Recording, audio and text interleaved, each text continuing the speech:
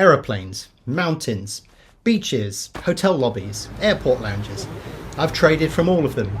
For over 2 decades, I've managed to balance business and pleasure, driven by a desire to not only experience the world, but do so while I was earning a living. In this video, I'll show you how my travel setup has evolved over the years and how I recently used a Starlink connection to check in on the racing in the UK while I was somewhere else in the world. If you want the freedom to travel while you trade safely and consistently, you're in the right place. So, let's get moving.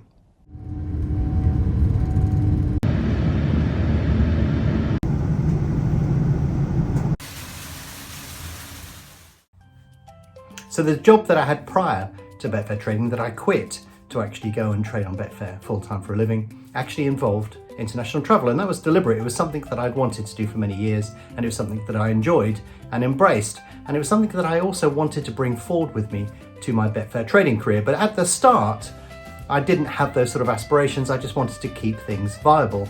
So my very first setup that I had at home was basically in a half-converted garage, and I just cobbled together what hardware I had and actively traded from there. It was a pretty basic start to my Betfair trading career. So what's happened over the intervening years is obviously things have moved on quite a bit, and I now have my own dedicated trading office, and that includes facilities where I can trade in front of my screen, or if I want a slightly more relaxing experience, on my sofa in front of the big TV screen. But the most important thing about this journey is not the transition from a basic trading desk to something a bit more complicated. It's the ability to be able to trade remotely. So when I first tried to trade remotely, I had loads of problems because you would book a hotel that had Wi-Fi and internet, but it turned out that you were sharing that with 300 other guests at the hotel, and the connection was so slow it was pretty much unviable.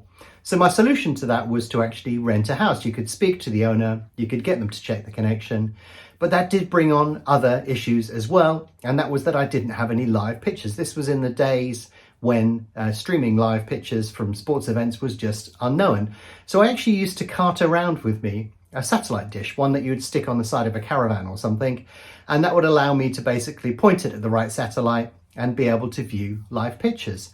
So yeah, I would go through that enormous hassle to be able to trade remotely, but the benefit was that I would stay in a beautiful location, and I would have all of the things that I needed to be able to actively trade. It wasn't the same as sitting back at my office, but it was about as close as you could possibly get. So it wasn't long before technology began to improve quite rapidly, and by that I mean internet connections started to speed up and become more reliable, which meant that I could pretty much trade from anywhere.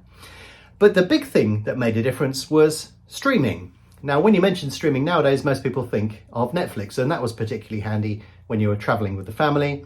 But necessarily it meant that bookmakers and betting exchanges were actually streaming live sports events, which meant it was even easier to trade.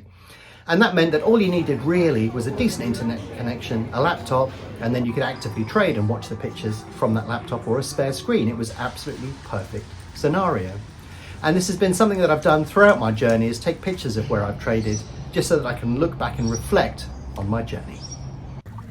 Now, another thing that influenced being able to trade remotely was the dawn of Airbnb and those types of services, because no longer was I chastised by hotel groups and the locations in which they were placed and all of those sort of things. All of a sudden I could actually choose a location very specific for my needs, speak to the host, get everything sorted out beforehand, and suddenly that really opened up everything, because I could get absolutely the perfect location with absolutely the perfect facilities to be able to actively trade from.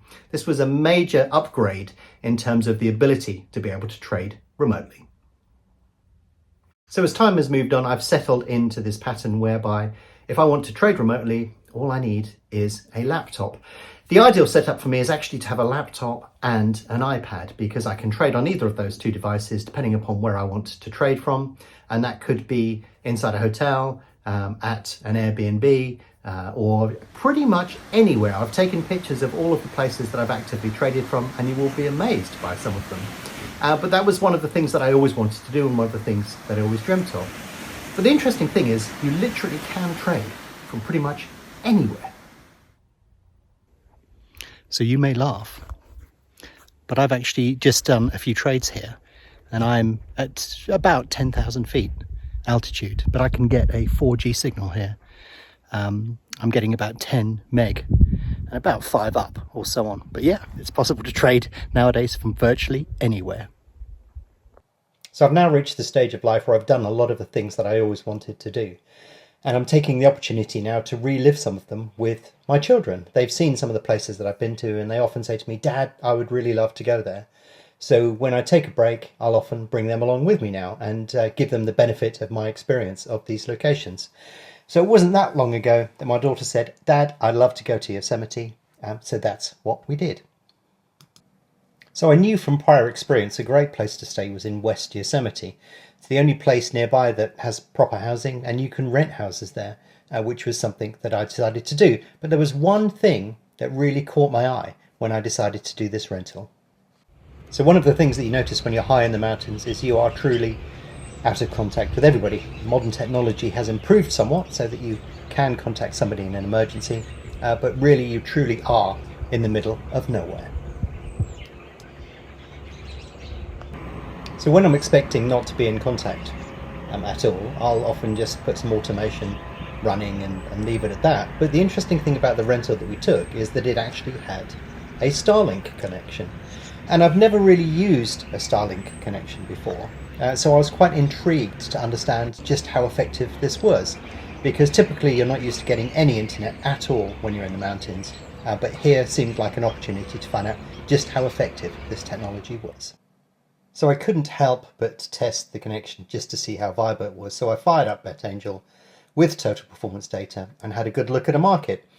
And the interesting thing was I was picking up a round trip time using polling of about 200 milliseconds. Obviously, you tend to use streaming, but it was perfectly viable to use Starlink, which was quite a surprise. The only issue being when Starlink dropped the satellite that it could currently see and switched to another one, the signal may drop out, but it worked pretty well. So of course I went to Yosemite to spend some quality time doing something special with my daughter, which is exactly what I did. But I couldn't help but test that Starlink connection to see if it was viable for trading. And through all of the tests that I did, the answer that I got back was yes, you can trade via Starlink. So there's another piece of technology that was transformative in terms of remote trading. And it came very early on in my career because I knew that the problem I was trying to solve was I needed a high-speed internet connection that was very reliable.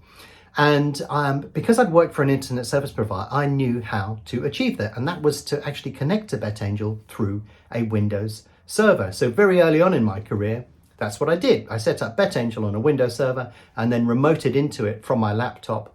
And that had a number of benefits because it was very, very low bandwidth at the connection wherever I was. But also it meant that BetAngel could work for me remotely. Even if the connection dropped, it could basically tidy up positions for me, manage all of those positions via automation servants or however I wanted to do it. That was super beneficial. So I could actively trade on a very high speed connection in the UK, but it's very low bandwidth at the other end. But also the reliability aspects of it were significantly enhanced. And it was a sort of accident that happened. But eventually, as I progressed through that particular journey, we ended up getting our own equipment set up at a data center and tweaking and refining everything that we could do from there. And that sort of ended up becoming the BetAngel VPS service as you see it now. It's a great way of connecting back to a very high speed connection in the UK near the Betfair servers, but ultimately it's a very low bandwidth connection at the other end. And I put this to the test once when I was flying over the Atlantic because the plane that I was on, a Boeing Dreamliner, had half decent Wi-Fi in it. So I thought, well, let's give this a try. Let's fire up my VPS connection with BetAngel on it and see if I can actively trade from a plane. And rather bizarrely, it turned out that you could. But this was just another one of those steps that allowed me to trade with confidence remotely. So it's really important to finish this video with a key point, and that is if you can't trade behind a desk, then you're not going to be able to do it on some beach somewhere. That really just isn't going to work. So, you have to build up confidence much in the same way that I did. I worked from a low level. I got better and better at trading, and then I was ready to take the leap to be able to do that remotely. I needed to get that confidence behind me and know exactly what I was doing. And then it was a case of trying to solve all of those technological barriers to being able to do that. Now, fortunately, as technology has moved on and the world has gone into this sort of remote working era, that has become much more viable, and it's much, much easier to do than when I started. So if you want to be able to trade remotely for any reason whatsoever, it is perfectly possible. That's the point that I'm trying to get across in this video, show you the journey that I've been through, and show you that if you want to do something similar at some point, for whatever reason you choose to do so, you can do it